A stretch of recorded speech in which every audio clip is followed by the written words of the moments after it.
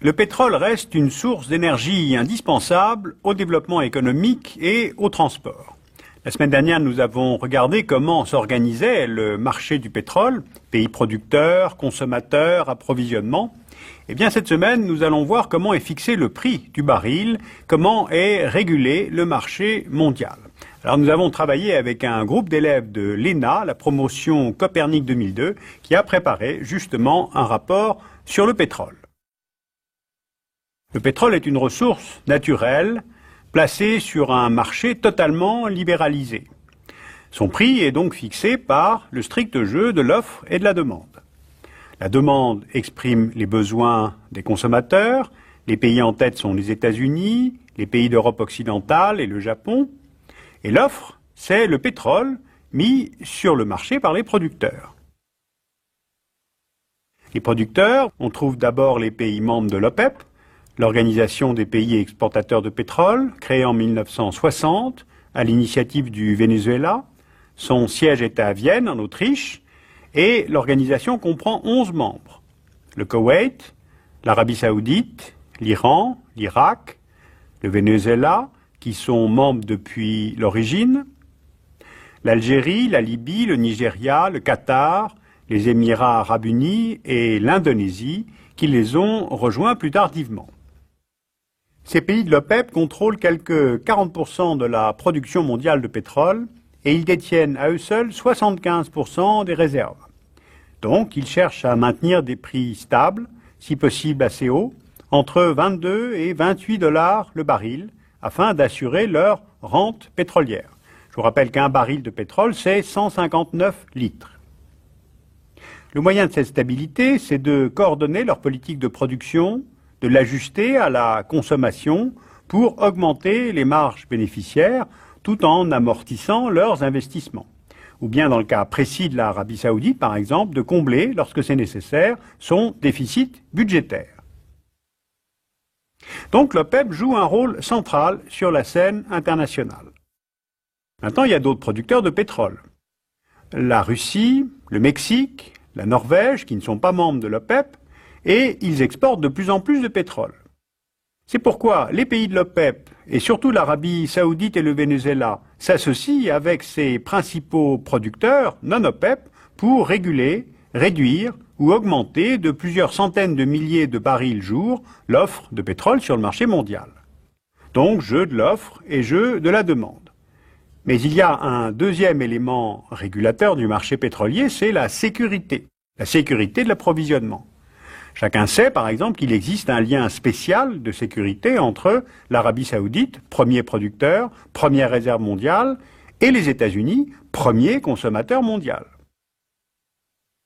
Rapprochons-nous un instant de l'Arabie saoudite pour mieux comprendre ce lien.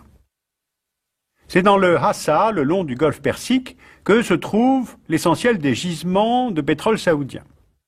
Dans les années 50, le pétrole est un moyen pour la monarchie saoudienne d'unifier ce pays qui a 5 régions disparates et de consolider son pouvoir face aux autres tribus. La rente pétrolière apporte des ressources financières pour le développement du pays qui n'est qu'un grand désert et permet à la famille saoud d'assurer la pérennité de son pouvoir en échange de la constitution d'une sorte d'État-providence. Pour l'Arabie saoudite, il s'agit de protéger cette richesse pétrolière et d'assurer sa sécurité face à ses voisins, l'Irak, l'Iran, le Yémen. Elle a contracté dès 1951 une alliance stratégique avec les États-Unis. Et en fait, pour les États-Unis, cette alliance est à la fois politique et économique. Elle est politique car l'Arabie saoudite est vue comme un facteur de stabilité. Elle est l'une des grandes puissances régionales du Golfe. Et c'est la dynastie des Saouds qui est gardienne de la Mecque et de Médine, les deux plus grands lieux saints musulmans. Mais l'alliance est aussi économique. L'Arabie saoudite détient les premières réserves mondiales de pétrole, 25%. Elle est le principal membre de l'OPEP. Elle peut ajuster sa production à la demande plus rapidement que n'importe quel autre producteur. Et la compagnie nationale, Saudi Aramco, contrôle totalement la production et la distribution. Évidemment, tout cela ne peut qu'intéresser les États-Unis, qui sont le premier consommateur au monde et qui, je vous le rappelle, sont également un important producteur. Il faut savoir que le coût d'exploitation du pétrole texan et d'Alaska est beaucoup plus élevé que celui du pétrole saoudien. Les États-Unis ont donc tout intérêt à maintenir un prix stable et satisfaisant. Rappelons tout de même de façon plus conjoncturelle à quel point cette alliance américano-saoudienne est critiquée depuis le 11 septembre 2001. Y a-t-il vraiment des options pour des réorientations d'alliance? En tout cas, la proximité intéressée des États-Unis avec le régime taliban en Afghanistan en 1996 correspondait directement à des calculs énergétiques.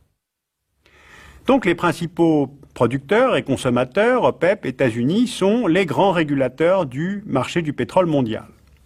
Mais depuis plusieurs années, on voit apparaître des empêcheurs de produire et de réguler en rond, à savoir ceux qui se préoccupent des questions d'environnement et puis aussi des évolutions technologiques. Alors regardons maintenant les questions de pollution au stade de l'exploration, de l'exploitation, du transport et de la consommation. L'extraction du pétrole peut menacer l'environnement. C'est le cas dans la zone arctique. C'est d'ailleurs dans cette région que s'était échoué le pétrolier Exxon Valdez. Au Nigeria, on a constaté que l'exploitation du pétrole dans le delta du Niger polluait les terres cultivées par les paysans dans ce delta. Dans le golfe du Guinée, où le démantèlement des plateformes pétrolières en offshore ne se ferait pas toujours selon les normes environnementales prescrites. Et puis les transports d'hydrocarbures font aussi peser un risque sur l'environnement. Qu'il s'agisse des oléoducs, qui peuvent polluer les sols et les nappes phréatiques par fuite, c'est-à-dire un défaut d'entretien, c'est le cas notamment en Sibérie, ou bien du transport par mer. Le pétrole représente 40% du trafic mondial des marchandises et les marées noires sont fréquentes. Amoco Cadiz, Erika, Exxon Valdez, sans parler des dégazages en pleine mer, qui sont en diminution mais qui restent constants. À côté de cette pollution, il y a la pollution par consommation. Je vous rappelle que le pétrole est responsable de 40% des émissions de gaz carbonique dans le monde. Le protocole de Kyoto vise à limiter ces émissions de gaz à effet de serre. Or, le Sénat des États-Unis, qui est le premier pays émetteur de CO2, ne veut pas ratifier ce protocole. Alors, est-ce que tout cela fait pression pour réduire la consommation de pétrole? En fait, c'est peu probable. Les projections que l'on a montrent pour 2020 une relative stabilité dans l'utilisation de cette ressource énergétique. Mais il y a des évolutions technologiques. Les grandes compagnies pétrolières investissent dans les énergies renouvelables, comme Royal Dutch Shell dans l'éolien. 70% de l'énergie éolienne mondiale est produite en Europe, Allemagne, Danemark, Espagne en tête. Mais elle ne couvre que 1% de la consommation d'énergie en Allemagne, contre 10% au Danemark, mais pour une population 14 fois moins importante. Cette énergie séduit aussi certains pays en développement. Une partie de l'électricité du Caire est produite grâce à des éoliennes installées au bord de la mer Rouge. On peut aussi évoquer la pile à hydrogène, les usines marémotrices ou encore la filière charbon propre. Il y aurait 230 années de réserve de charbon contre 45 ans environ pour le pétrole. On trouve aussi des biocarburants obtenus à partir de végétaux comme l'éthanol qui fait rouler 4,5 millions de véhicules au Brésil.